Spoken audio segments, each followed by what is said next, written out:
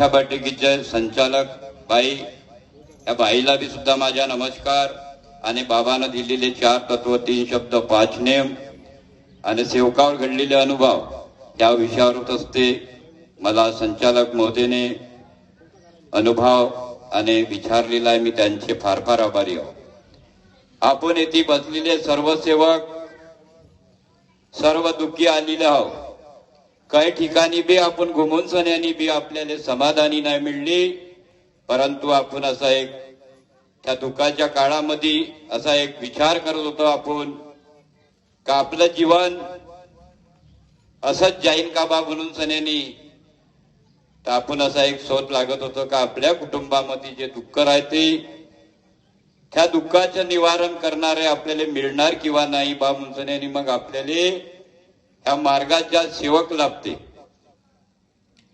या मार्गाच्या सेवक लाभल्याच्या नंतर मध्ये आपल्याला तत्व शब्द नेम काय बा म्हणून आपल्याला माहिती राहत नाही, लेकिन तत्व शब्द नेमाच्या आधारित आपल्याला तो मार्गदर्शन करते आणि त्या मार्गदर्शनाच्या दारी आपल्याला त्या शिकवण मिळते। त्या दुःखामध्ये काही ठिकाणी घुमून सन्यानी बी आपल्याला समाधानी मिळली नाही, तर आपण या मार्गामध्ये प्रवेश केल्याच्या नंतर मध्ये काही दुःख आपल्यावाले कॅन्सर, महारोग, जादूटोना या मार्गामध्ये गेल्याच्या नंतर मध्ये आपले पूर्णपणे हे दुःख नाहीसी होते। तर नाहीसी करणारा कोण? भगवान बाबा हनुमानजी आणि महान त्यागी बाबा जुमदेवजी फक्त आपल्याला कार्य करायचे आहे। बाबांना जे आपल्याला तत्व शब्द नेम दिलेले आहे त्या तत्व शब्द नेमाच्या आधारे आपल्याला चालायचे आहे। तर चालून केव्हा? जेव्हा आपण आपल्या कुटुंबामध्ये आणि परिवारामध्ये आणि सेवकामध्ये आपण एकतेने अगर राहिलो तर परमेश्वर आपल्या कुटुंबाचे दुःख दूर नाहीसी करू शकते। मी एक अनुभव आपल्या गावातला, आजनी गावातला सांगतो। मी आजनी कामठी ज्या वेळेस मी ना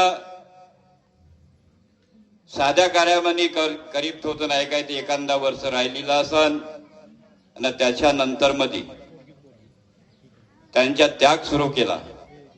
त्यागाचे कार्य ते घ्यायचे बा म्हणून सन्यानी म्हणत होते, तर ठीक आहे म्हणलं, तुम्ही त्यागाचे कार्य आपले सुरुवात करा। त्यागाचे कार्य सुरुवात झाली।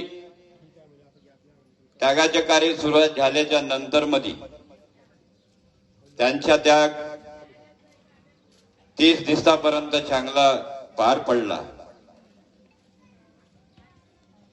30 दिवसापर्यंत चांगला पार पडला आणि त्या 30 दिवसाच्या नंतर मध्ये त्यांच्या कुटुंबामध्ये बाईनं उलटी केली खुनाची। धर्मराजजी पटले आजीने त्यांच्या बाईनं खुनाची उलटी केली आणि उलटी केल्याच्या नंतर मध्ये कुटुंब घाबरलं। कुटुंब घाबरल्याच्या नंतर मध्ये मले आला फोन, काकाजी म्हणते कुटुंबामध्ये बाईनं म्हणते अशानं अशी खुनाची उलटी केली म्हणते। ठीक आहे म्हणलं, मी संध्याकाळच्या वेळेस मी तुमच्या घराकडे येईन।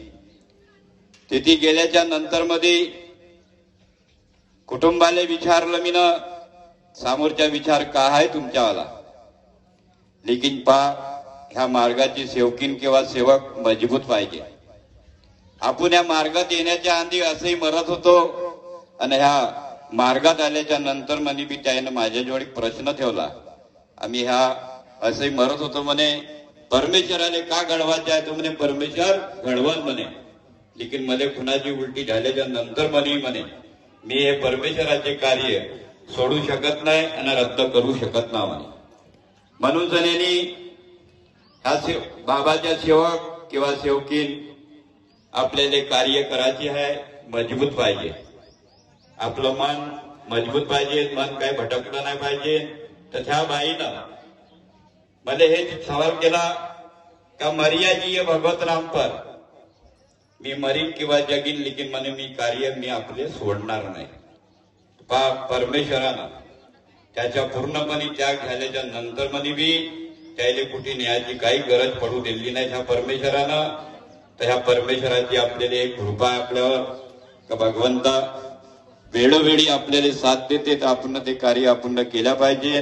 वेळ बहुत कमी आहे, अनुभव बहुत जास्त आहे, अनुभव पुष्कळ आहे, परंतु आपल्याला तो काही अनुभव आपल्याला घेऊन जायचा आहे आपल्या कुटुंबासाठी आणि आपल्या स्वतःसाठी बी. परमेश्वर आपल्याला लढवत नाही, लेकिन मार्गात येण्याच्या पहिले आपण लढतो खूप, लेकिन मार्गात आल्याच्या नंतर मध्ये आपली खुशी बहुत येते आपल्याला. तर आपल्याला ते कार्य करायची आहे. सर्वांना मान मर्यादा दिली आहे, लेकिन वेळ कमी आहे, याच्यामुळे मी जास्त ना बोलताना मी येतीच आपले 2 शब्द समाप्ती करतो ना आपली